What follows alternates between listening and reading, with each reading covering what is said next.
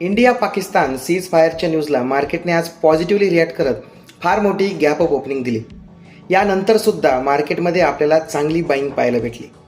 24,800 जी आपली target level होती त्या लेवलला सुद्धा आज मार्केटने ब्रेक केले आणि फायनली 24,900च्या आसपास क्लोजिंग पाहायला भेटली.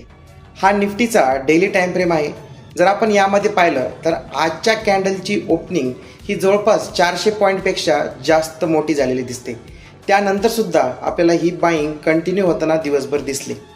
जी 24,800 आपली टार्गेट लेवल होती त्याही वरती निफ्टीने आज आपल्याला क्लोजिंग दिलेली आहे. आजच्या ओपन इंटरेस्टमध्ये जर आपण पाहिलं तर क्लिअरली बॅक साईडला प्रत्येक ठिकाणी आपल्याला सपोर्ट पाहायला भेटतो. परंतु कालचा ओपन इंटरेस्ट हा कम्प्लिटली ऑपोजिट होता.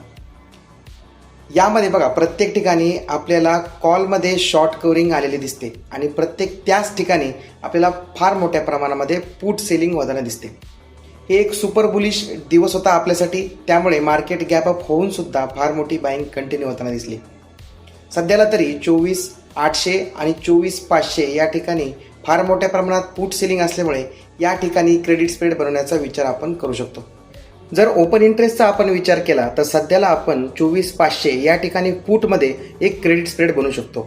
जर क्रेडिट स्प्रेड आपल्याला जर रिस्की बनवायचा असेल तर हाच आपण 24,800 या ठिकाणी सुद्धा बनवू शकतो.